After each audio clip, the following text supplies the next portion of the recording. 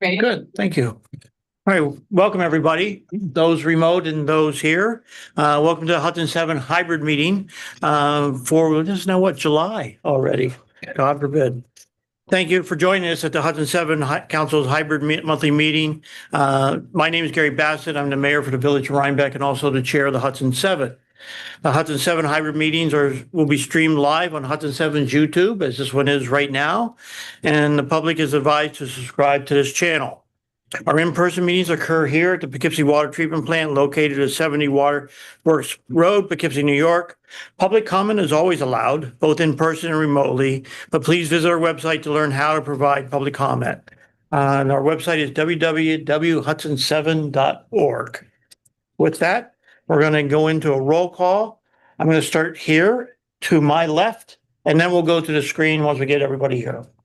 Hello, folks. Nick Butler, Town of Sopus, Water Superintendent. Jonathan Chance, Executive Director, Dutchess County Water and Wastewater Authority. Eric Weinstock, Town of Hyde Park. And Shershin, Town Poughkeepsie Town Board. Donnie Ginobili, Technical Director, Poughkeepsie Water Treatment Facility. All right, and my upper left-hand corner, Devin, it's you. Hi, everyone. Sorry to not be with you in person. Devin Rigolino. I'm with Dutchess County, and I'm the vice chair. And I'm going to go to John. John Lipscomb, retired from Riverkeeper, here as an advisor. Dan. Dan Shapley, currently with Riverkeeper and an advisor. Paul. Paul, you're muted.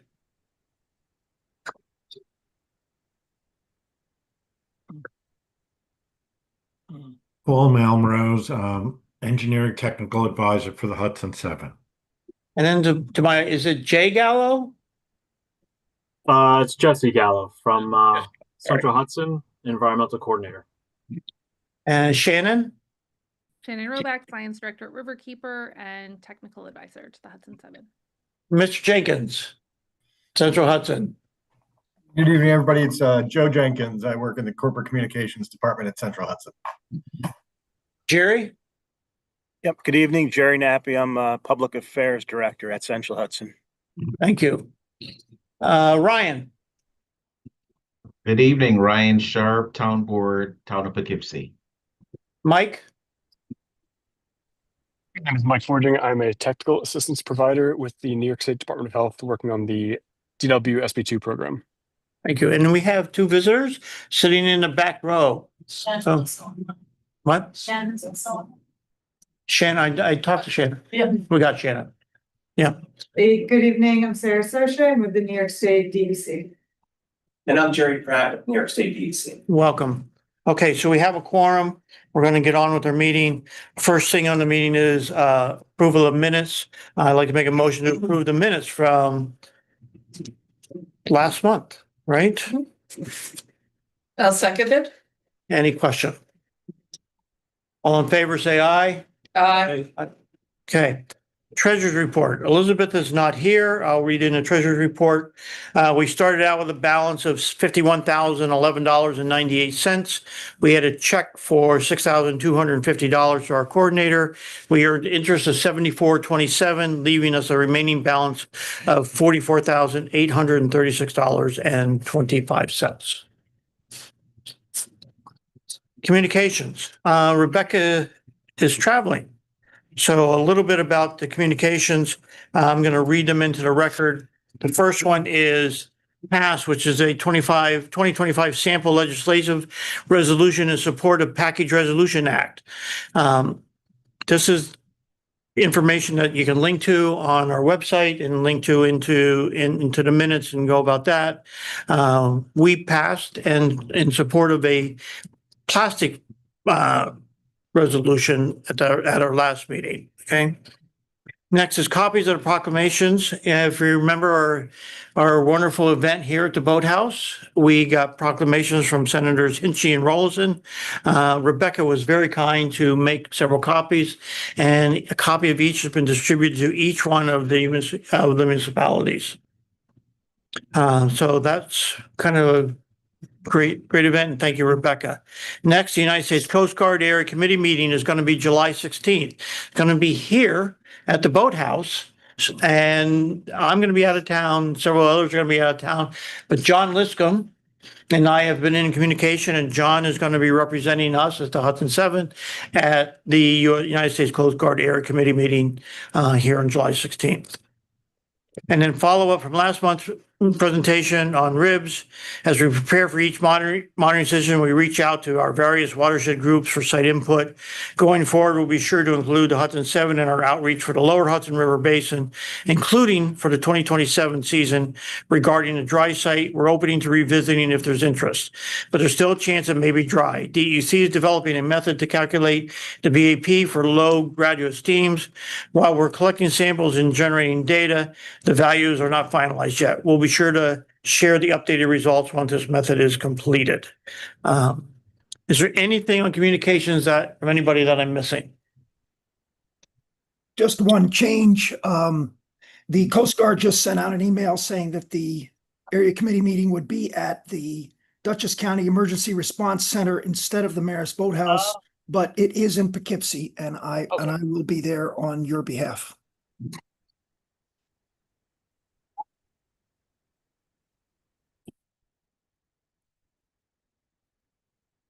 Thanks, John. Okay.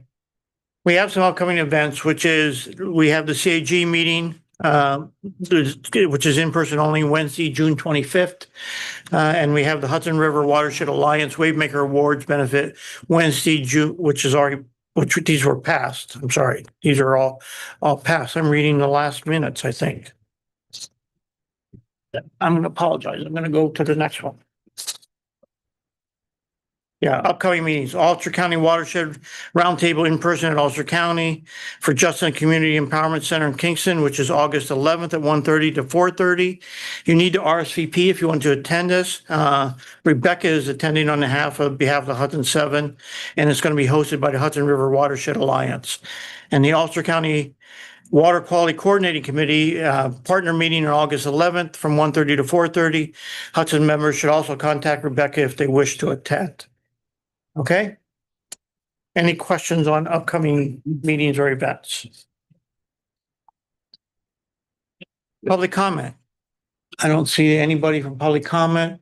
Anybody here want to make a public comment? Hearing none, we're going to go on. All right, we have a presentation today. We're going to go right into Central Hudson, the manufactured gas MGP presentation by I think Jesse, are you leading this? Yeah. Just give me 1 second. I'm going to share my screen and pull up his presentation.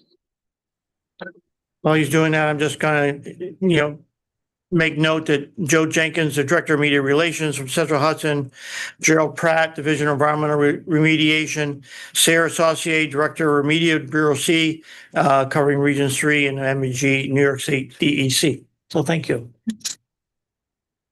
Can everyone see the screen? I can see here. Great. Yes, thank you. All right, great. Well, thank you for letting us join your meeting today to discuss our upcoming investigation in the river. I put a couple of these slides together, not knowing what, I guess, information has been relayed in the past and also who's been involved. So I kind of gave you, in this set of slides here, a little bit of history, starting with what an MGP is, in the event there's some of us on this call that don't know what that is. An MGP is a manufactured gas plant. This one in particular operated from 1911 to about 1950 or 1955. Its primary objective was to create gas and distribute gas for the city of Poughkeepsie. These were prevalent in the United States in many different either large cities or medium-sized cities or even small cities such as Poughkeepsie, Kingston, Newburgh, and the like of that. Essentially what they did is these were local gas producers. So what we depend on now is natural gas. So this was a predecessor of natural gas. They created this gas using coal or oil and distributed the gas through pipelines, originally with the idea of street lighting.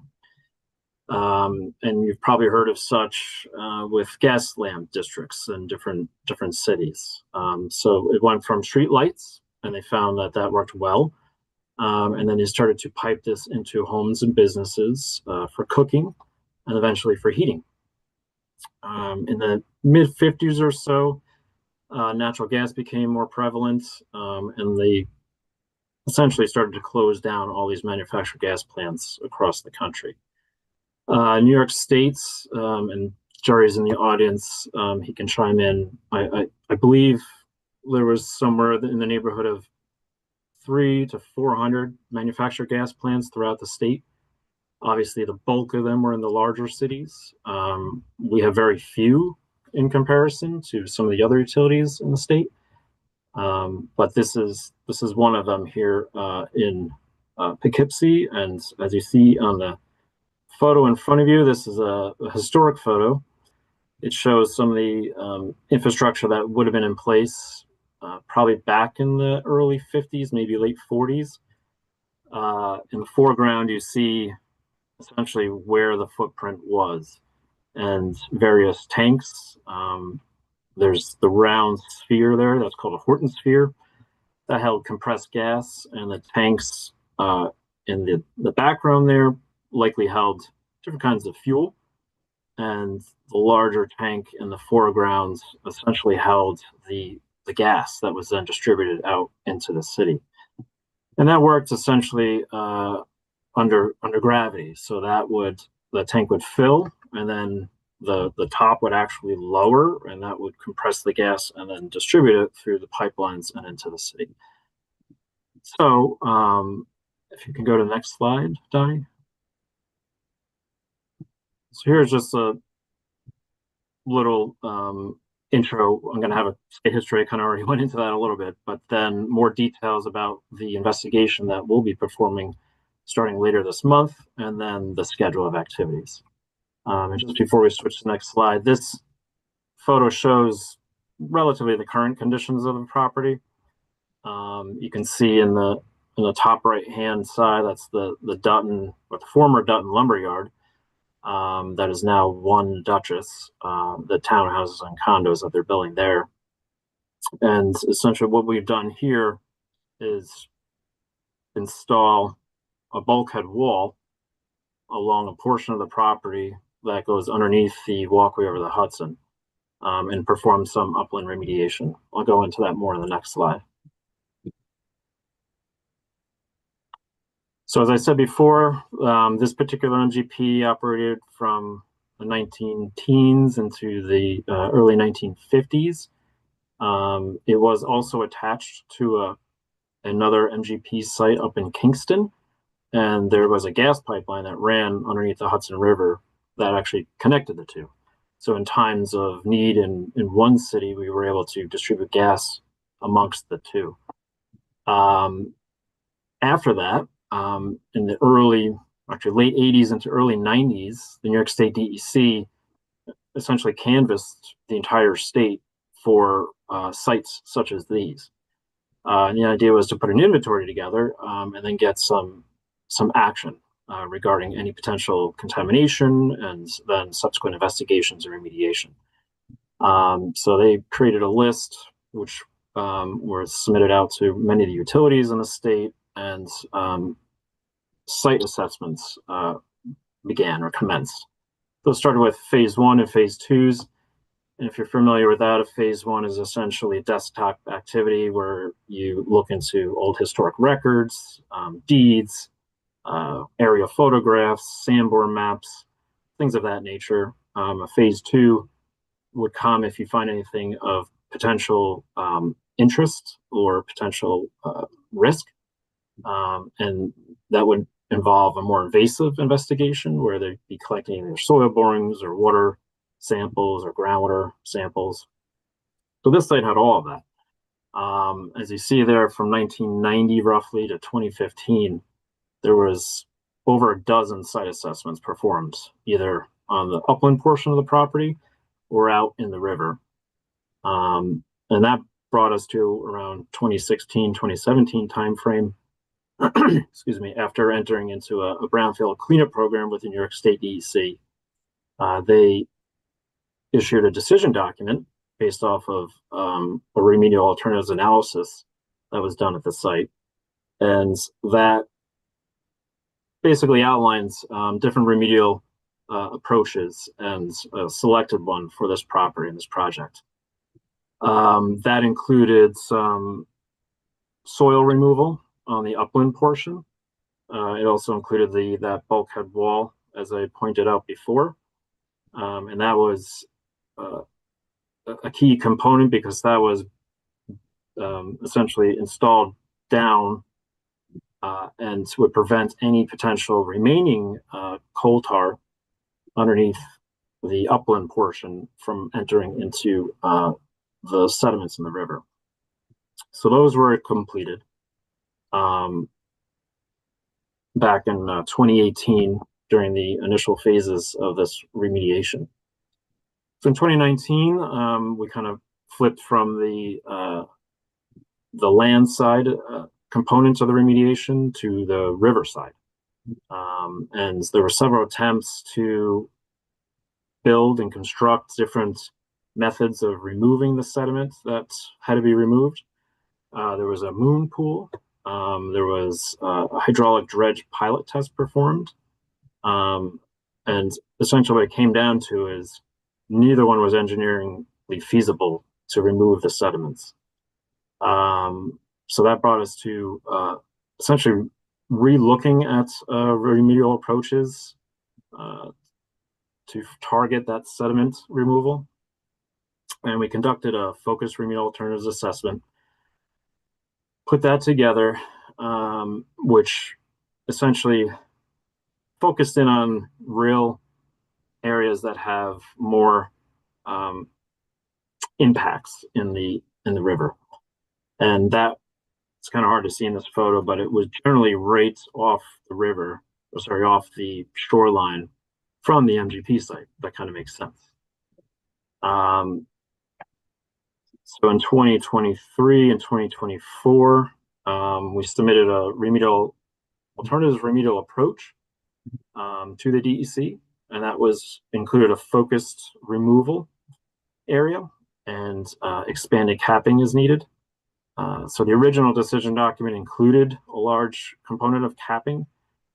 There's active natural gas infrastructure that runs under the river and to a receival station.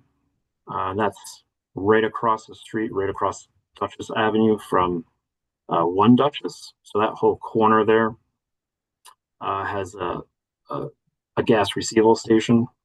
And then to the south, it's the south of the walkway over the Hudson, there's an electric transition station. So there's an underwater electric cable that comes up and daylights there and goes up to a substation on top of the hill. So those two lines were going to be capped. Obviously, you can't dredge or remove any sediments in that area. And the entire slope of the project site was also going to be capped. If you know this area, which I'm sure many of you do, from the shoreline, you can kind of just throw a rock and it's down to 60 feet of water pretty quickly. So it's slightly unstable slope. There was a lot of risk involved with potentially removing any of that slope. And that's where the bulkhead wall came into play and capping along that shoreline there. So that brings us to present day, where we've had conversations with the New York State DEC on our focused remedial approach, and that came down to getting a fresh set of eyes and some fresh data. A lot of the data, as you see in the second bullet there, is 10 years old at a minimum, sometimes even a couple more decades than that. So the idea was to get a good sense of what's actually out there now, with also, in the targeted area as well as outside of that area, and come up with a plan that focuses a removal in kind of the worst concentrated portions of this coal tar and potentially capping the areas outside of that. So you can bring me to the next slide, Donnie. So these are bullets that I included in an email with the full work plan. I kind of watered it down just to several bullets here, just to be a little concise. The drilling platform and barge, or a barge really, and a tug with a drill rig on top of it. I'll show you a couple of representative photos of what that might look like next. But that'll be mobilized. Right now, the contractor is scheduled to mobilize the week of July 21st. I'll get into the schedule next too. They're going to advance approximately 26 to 34 6-inch diameter boreholes. And this is through 60 feet of water. So when you see the depths there, that's obviously from the depth of the top of sediment down. So they're going to be going somewhere in the neighborhood of 70 to 80 feet below the top of water, the top of the Hudson. That portion will take roughly 5 to 7 weeks. They're using direct push technology, which is, if you know the trademark geoprobe, it's something similar to that nature. It's not a full-blown drill rig that spins augers. This one actually uses hydraulic pushing mechanisms to just push the sample tube down. It's a lot less invasive. It's quiet, which is paramount. Obviously, we have to deal with sturgeon and things of that nature out in the river here, so it's a quiet technology. So, and then what do we have here? So we're also including surface sediment sampling. So that's 20 to 30 locations, in addition to the 26 to 34 boreholes. And similar to past activities that we've done out there, we're going to have an observer on the walkway over the Hudson during all activities out in the river. We've already had discussions with the parks departments and gotten their approval to have someone stationed there. Essentially, they're there, and their sole purpose is to observe the activities and then notifications of any potential sheening. So they're going to have communications directly with the drill rig and the barge, so that they can respond appropriately.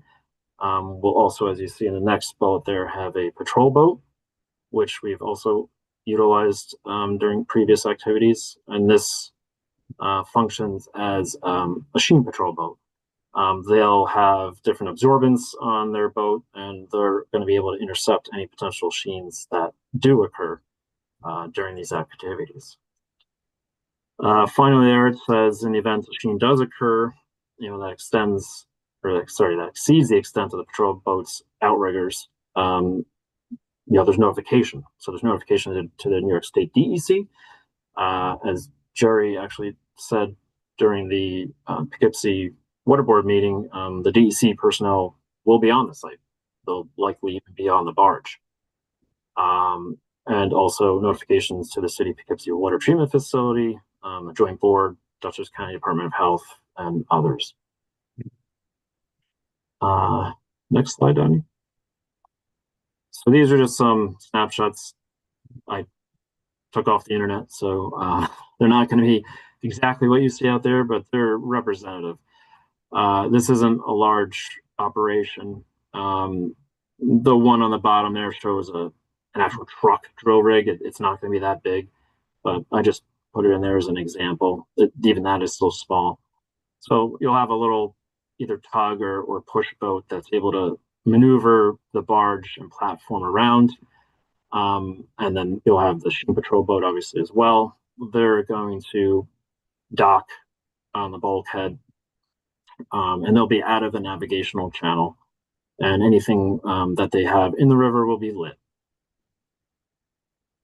All right, and I think next slide, Danny. So here's the schedule as it stands today. The contractor will be mobilizing the week of July 21st. They anticipate 8 to 10 weeks of field activities. This includes bad weather days. So we're hoping that, although you wouldn't think so as of recent, we're hoping that the thunderstorms aren't as abundant as they have been. But with any luck, will be done in the 8 to 10 weeks that they've accounted for here, which puts us at a demobilization, early October timeframe. From that point on, for the remainder of the year, and then into early 2026, we're going to be getting all the data in. So they're going to be getting all the analytical data back. They're going to be reviewing it and putting together a report.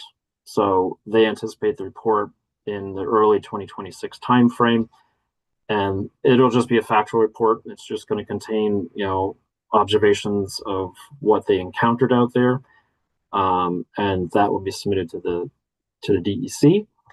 And from that point on, there'll be discussions on what a remedial approach looks like out at this project, and what it will entail. And as I think Jerry even said, it'll definitely include more public inputs, because it'll likely go out to comments. And that's really it. Remediation is not in the near term. I'll say that. Right now, we don't have a good estimate as far as when that will take place, not knowing what the actual remedial approach is.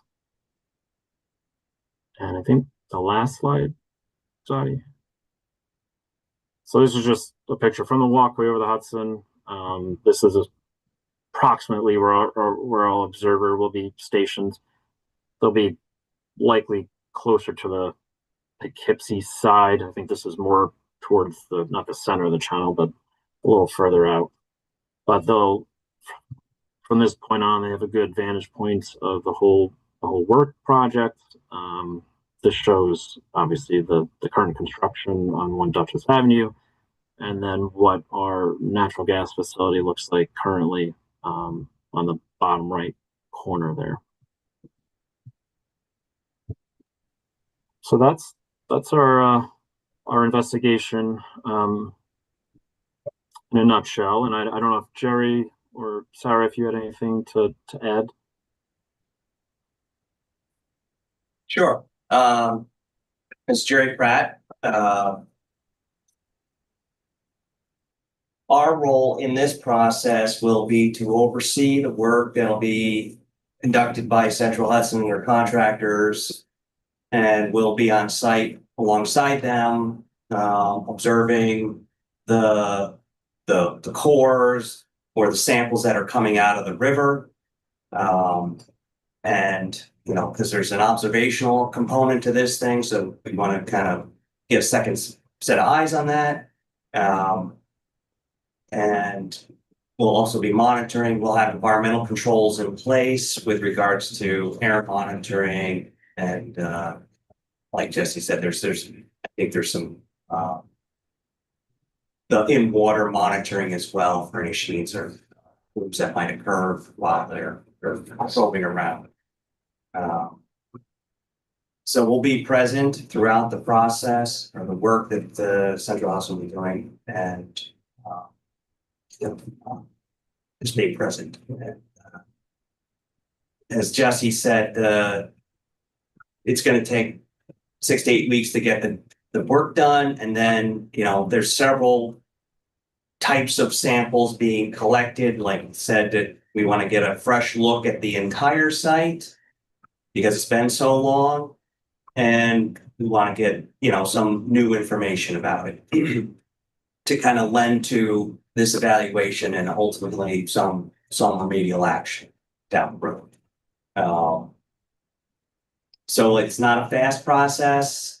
There's several different types of data being collected at several different laboratories. It's going to take them several months to get the data, then to assemble that data, then to present it to us in some report.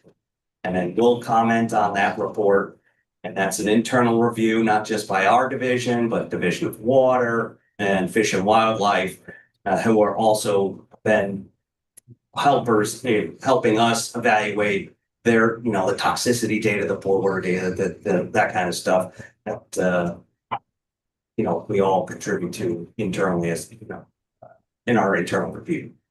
Then, that'll take some process, some time on us to get back to them and then finalize that report. So like I said, it's, we're talking the middle of next year before we finalize any sort of report out of this whole process. And then following that, we'll come to some agreement. They'll write another report to evaluate alternative remedial actions, all the alternative remedies that could be taken, and then they'll submit that to us again and evaluate it, go through the same kind of review process. So again, that's the time that Jesse's unsure of when we're going to get back into the water and actually do something. Plus, it's complicated, as you all know. It's deep water, it's swift. We've had setbacks in terms of what's been tried out there, Central Hudson's attempts to do hydraulic dredging or manual dredging has been difficult. Maybe we'll take a second look at some of the new technologies out there in the last 10 years that could help us get through and overcome those in-water issues, conditions of the river. So it's still gonna take a while. We're trying to take it slow, methodically. We don't want, obviously, any impacts to the intakes here or cause, any other environmental issues downstream as well as a result of this remedial action. So we're taking a great care trying to take everything into account and obviously along the way we're getting public input. So, there'll be some public input following probably a remedial alternatives or something like that, but we actually select a remedy. That'll go out for public comment. So and obviously those reports, if they're interim reports, are also going to be made public as well for review. But so that's generally the process. It's not a short one, and but we're trying to get something going. So is it generally conceived that the Hudson 7 would just be like part of the public here, or is there any way the Hudson 7 can have a more active role into this process? I think I'll just speak. I think you're part of this public comment. So we would welcome review, like Jerry had noted, the reports will be put on our DEC co-locator, reviewed by the public. We welcome comments by the public. We put out fact sheets. Any type of outreach, we can certainly add you to any contact lists that we have. I don't know if you're part of if you get the fact sheets already through the, I think it's EBC delivers or Gov delivers or something like that, but we could certainly add you to our contact list to make sure you're up to date on everything, but yeah, so it would be, the report goes out for comment, and of course we'd welcome any comments, and then, we will have a meeting when we choose a remedy, so we definitely come to that meeting. I think informally, I'm gonna say that you can all contact me with questions. I know I've been in contact with Riverkeeper and provide them with some information as we move through the process. And anyone else can reach out to me as well and try to give you some information along the way. I'm thinking as you're going through the process, I'm just going to speak out loud here, if that's okay. What I worry about, and I think what everybody worries about here, is the impact on the immediate Poughkeepsie Water Treatment Plant. While you're doing the core samples or anything else, how is that communication with the water plant being maintained so that I know you have a spotter and you have the boats and you have all this other kind of stuff, but I have an immediate concern about the proximity of the plant here to any action that's going on in the river and having them being communicated, whether it's, hey, today we're drilling, today we're taking a core or not, I don't know what you need, Dottie. But I think I just personally, I would like to see a lot more communication to the plant here during the process. Jesse, and we spoke about this, we have a communication plan that is being developed to include the Poughkeepsie intake for the water plant. There's definitely communication while we're doing the work, yes. But the understanding is that we're going to be continuously collecting these sediment samples. So it's not like one a week. It's going to be, probably on the order of magnitude of one a day. So this is going to be a continuous operation Monday to Friday, 8 to 10 hours a day. Hey, Dottie, what was the event that was years ago that Randy had spoke about that the plant did bring in? I forgot what Yeah, there was a release while they were doing some work, preliminary work, I guess, that on the coastline or whatever that was. That was back about 2018 or so, 2019. And was that a bore? Was that they were looking for a bore sample as well? No, they were doing work along the shoreline, I believe, and there was a release, there was sheet notice, and we did get it, so. And how did was it noticed in the filter? Was that the first place it was noticed? It was actually noticed right up here in our solid contacting units, so and then the smell of it in the air was very strong as well, all at the same time. So it was a pretty large enough release that it came right through into our low lift and into the solid contacting units. It did get past that though. But that could happen Anytime. with this event as well, right?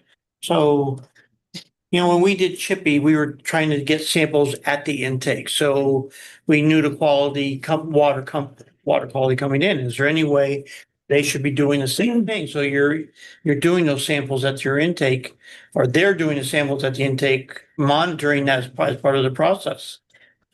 I mean, we do have a camera that can help that's in our low lift that we can attempt to identify a sheen that was put in after that initial event. Since it's a continuous event, we're not going to be able to shut down or things like that. So we're going to have to operate as normal. That's why that communication is going to be very important for us. But my concern is that it's not just a sheen issue that that can occur. I mean, if something does get released, is it possible like a bubble of something rolls down on the riverbed and that's what we pull in? Will we automatically see a sheen to indicate when there's an issue? That's I'll add a little information on that. So this is a drill rig or a core that goes down, and inside of that is where the sample is collected. So the sample is collected from the inside, retrieved, and then the borehole is thermograded from the inside. So it's not like you're poking down in there and releasing, contamination. Is it a dual tube system? You have a casing within a casing? Is that what you're saying? Yep. Is there a work plan available that explains all of that was emailed out to everybody. That was attached to the original email where those bullets came from in this presentation.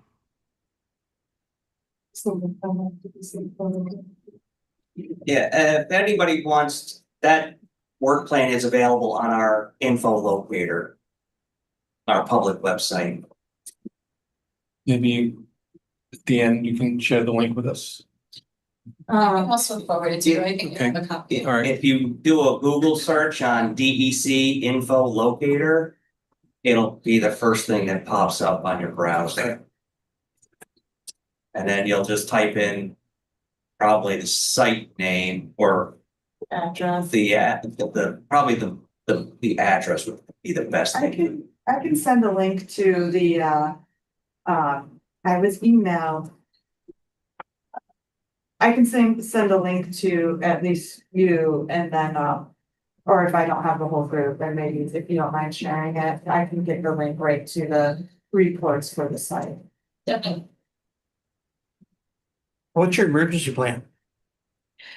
As far as Let's just say something's in the plant, you have to shut down. we shut down, I know. and we don't have a second source, so I know. it's a matter of trying to, just like we did the last time. We have absorbent pads on hand, trying to soak up whatever we can to remove it, and that's about it. We need to bring in whatever that's. Tank truckers, I mean, there are, I guess, potential options, but nothing that's going to be feasible long term, just immediate needs. I think as Jesse mentioned, the work has been done previously with no effects on the intake. Over the years, they've been doing the investigation. We wouldn't, and again, the technology has gotten that much better over the years, and we're trying to be as, minimally invasive as possible during the intrusive work when we're taking the sampling. So once that casing is in place, the rest of the work happens inside of that casing, and other than that initial, emplacement of that casing, there shouldn't be any more disturbance to the water column itself. Right, it's a 6-inch diameter borehole. So it's not equivalent to dredging or excavating along the shoreline or installing sheets or anything like that. So Dottie, what do you think the risk is? I mean, We're always at risk in a sense, because we are taking from the river, but I want to have confidence in their process. I did speak to the county health department, and they did state that this is probably the safest way to do the work that they're aware of, so. And you said you're going to be placing grout in the sampling tools as you pull them up out of the ground? Right, so essentially they're going to come up with tubes that have the samples inside of them, and then there'll be a void space, so they have to backfill that void space before they pull the casing. So you're now left with either a void or a depression. So the contamination that's potentially exposed down there stays in the hole because they're sealing it back up. Right.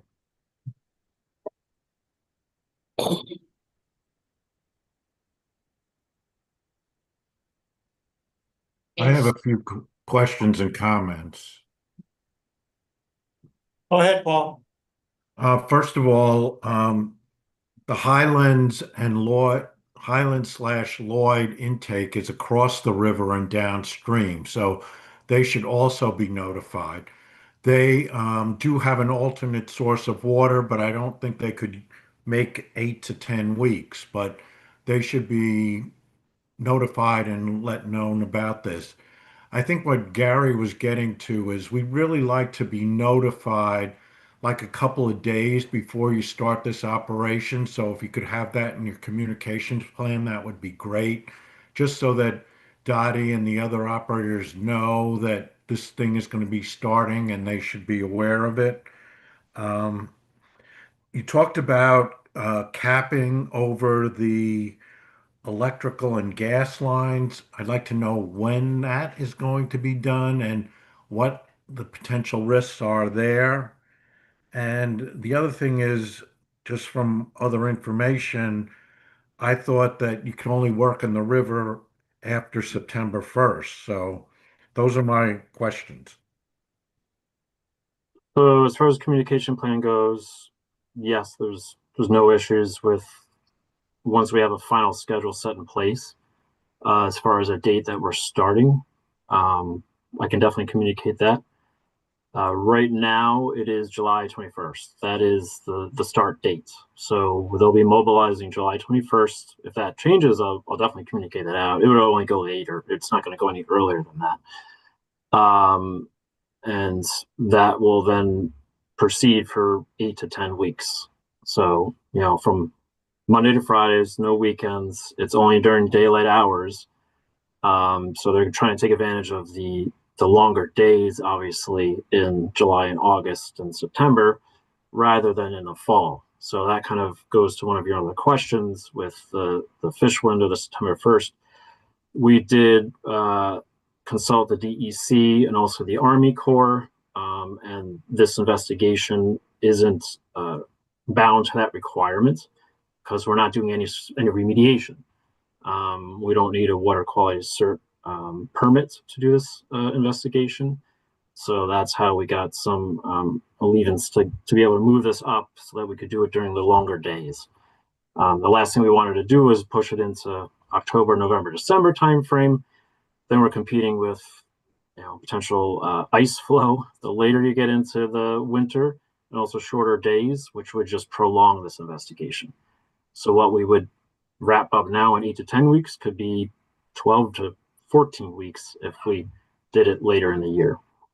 And the capping question, those details were included in the original remedial design over the gas infrastructure and the electric infrastructure.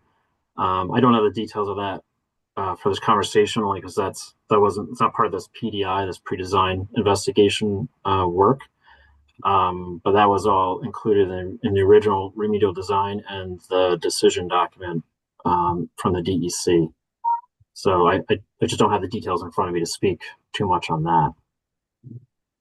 And then the other thing is, I guess we could provide you information on contacting the Highlands water treatment plant.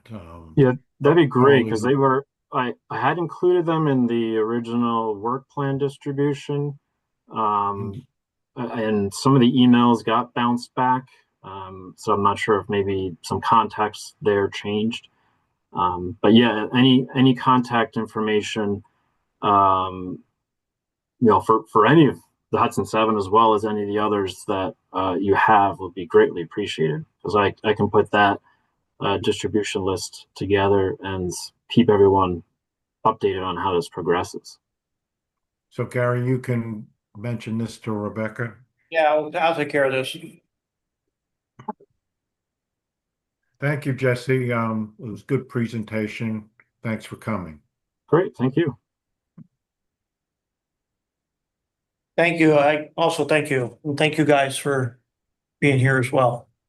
It's a very important thing and something that's been going on for quite some time. And Hudson 7, we take it really seriously. So thank you. All right. Any other questions about that? I had one question, if I could. Yeah, go ahead, Dan.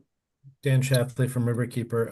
So first of all, just, we're hoping that this phase of investigation is successful in leading to a new remedial design, and that there's a way to ultimately remove the contamination, which we see, at a high level as the best way to protect all of both the river and the intakes. So thanks for, revisiting the project and looking for that solution that'll work. The question is just, if we have boats on the water as we do, and we see a sheen, what is the best way we can report that?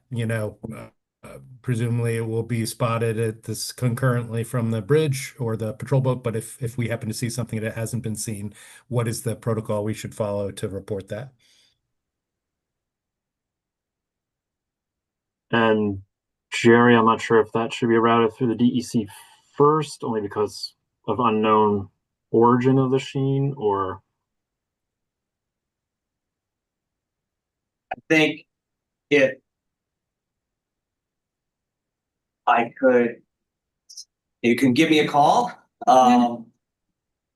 I'll either be on site or I'll be in contact with Jesse or the site contacts as well. Don't call it a spill. It's just gonna take a long time. Just for this instance, I think I'm a good contact for those notices. yeah, and I would add myself too. So if either Jerry's just not available or what have you, I think we can both be contacts that way. At least someone's got the phone. Thanks. So if you wouldn't mind, and I'm sorry, I haven't followed quite who's speaking in the room. So if you could just help me by just sharing the contact information that you'd want us to use, and then I can make sure our boat, anybody on a boat has that. So if they do see something, they know the right folks to get in touch with. That'd be really helpful. Thanks. Yep. I can send mine, and Jerry, you can just forward me your number and I'll include it in an email. And I think I have the group Hudson 7 email. Will that work? Yeah, the Hudson 7 Gmail. That Yep. would be fine. And yeah, thank you. All right. All right, thank you. Thank you all. All right, we're gonna move on. All right, so quickly, we're gonna go through some old business here. Was there an update on our budget process? Both Devin and Dan and I are working on the budget as we go forward for the next 3 years. One of the proposals right now is to use one of the estuary grant as a process for the county, and Devin is going to speak to the county executive on Friday to see if that grant application in the county would be the lead applicant, and that could potentially lead to some additional revenue sources. So stay tuned. We're working on that budget plan. We will be going back out to all the municipalities with the same plan as we have today. So if you talk to your representatives or whatever at the county level, please let them know that we're going to coming back out with the same plan, same dollar value, same everything for a 3-year update for the Hudson 7. That will be in addition to this grant. So more information to follow on that. Old continuation on the old business. Dan, I think are you attending the watershed group in the Hudson River Estuary program in August? Is that on your list to do?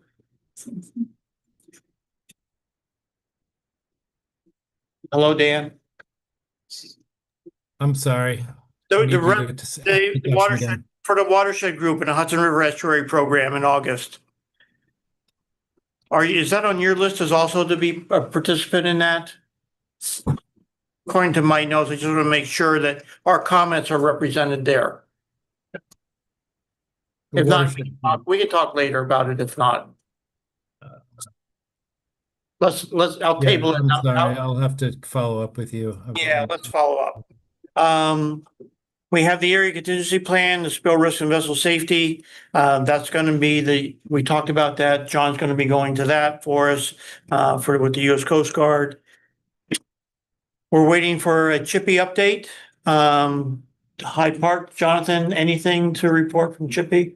Same report that you've received, that they are looking to restart construction in September through the fall. And so that would most likely be the remedial burial tool.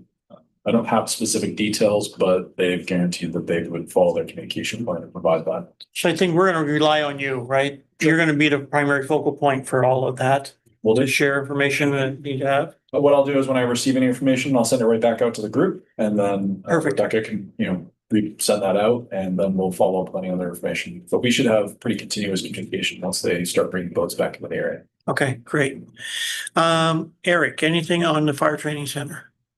I exchanged emails with Ed Coppers, and he said that they're expecting an internal draft report in about a month that the DEC needs to review themselves. And then after that, they'll let us know when the document will be available on the DEC info locator. Okay. So I would say it's probably another 2 to 3 months off. This is the PFAS contamination. Yeah, the Dutchess County Fire Treats. Creek Road. Like one the fall kill. And Shannon, any update you want to share after our meeting yesterday on the monitoring program?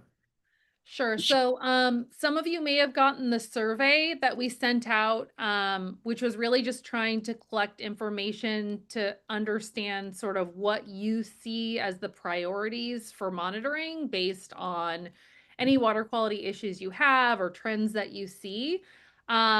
So we had some survey responses and we had a meeting to kind of narrow down on locations for the monitoring study and also parameters, contaminants. So I have kind of like a final draft scope of the project based on the locations and the parameters.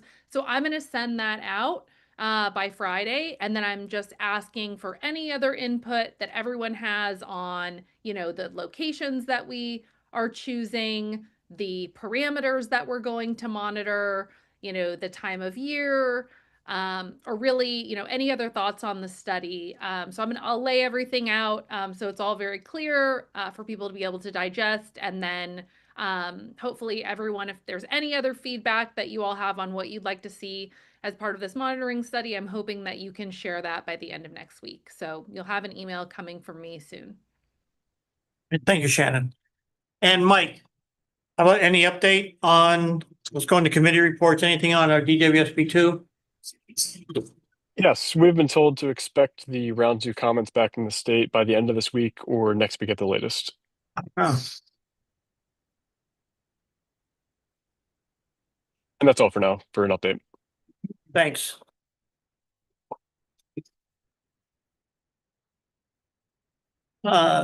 Nick, anything to say on the water treatment plant meetings?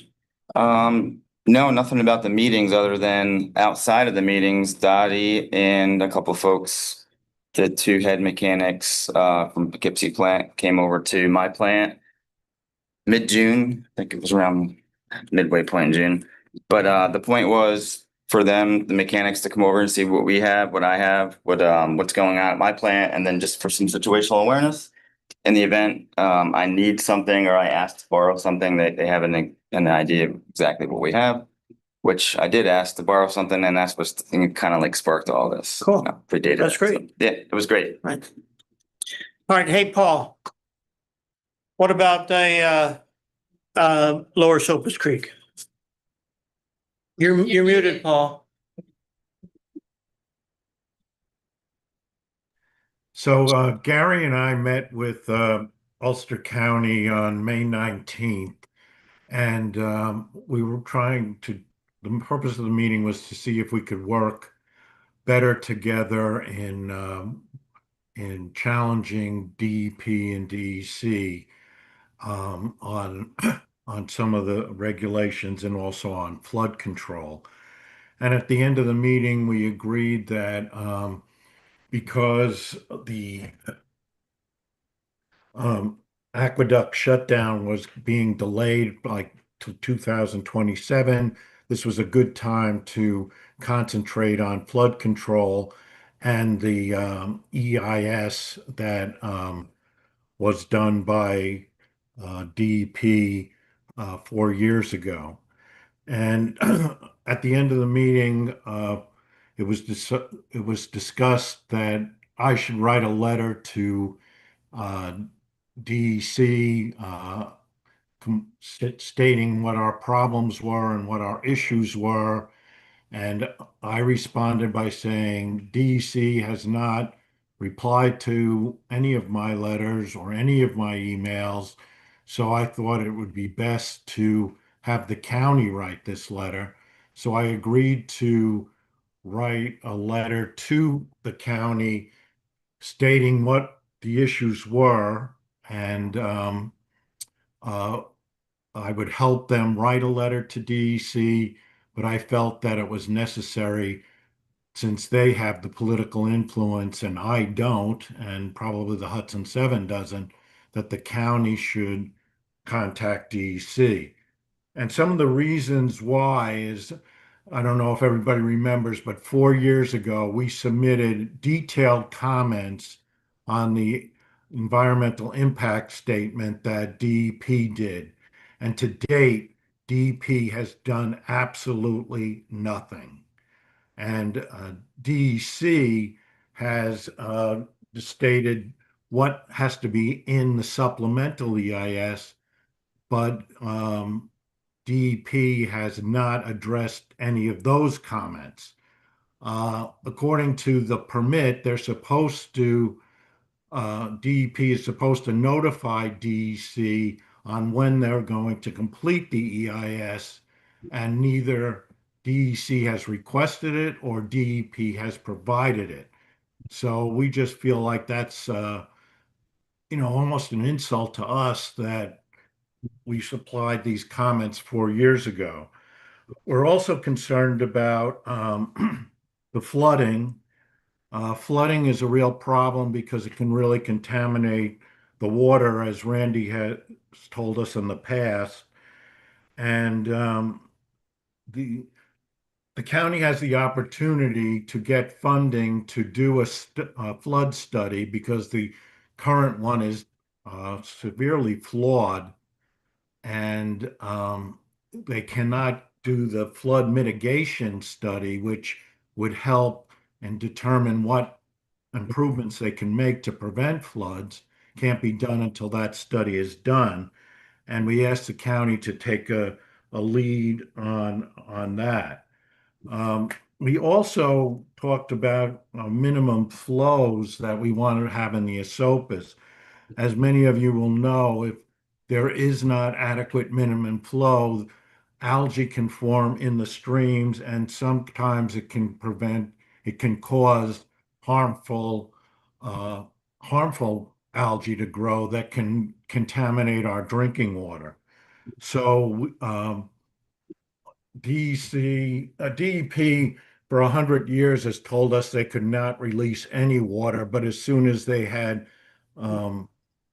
problems with their water, they released muddy water to the Sopus, affecting our treatment plants. So they agreed to give us 10 to 15 million gallons a day, but a study was done by USGS that said it should be at least 65 million gallons a day. So we're asking that they make modifications to the IRP to increase it to 36 million gallons as soon as they repair the leak, because they're not using that 36 million gallons anyway, so give it to us. And we just asked the county to push DC and DEP to address our comments that were made 4 years ago. So what we're looking for is a motion to approve this letter and for authorization for Gary to sign this particular letter. And Gary, you want to have anything to add? Thank you, Paul. I think you covered it pretty well. I think it's important that we communicate to the county, but we got to do it in the right fashion. So we're going to go through kind of a protocol to get it to the county level, but also copy the Ulster County executive in that process, so that we can get both Dennis and Amanda, who Amanda's not here tonight to help us push this through to the county. So I'd like to make a motion to allow us to draft a letter, for me to sign it and to send it up to the county. Have a second? I'll second. Thank you. Any discussion?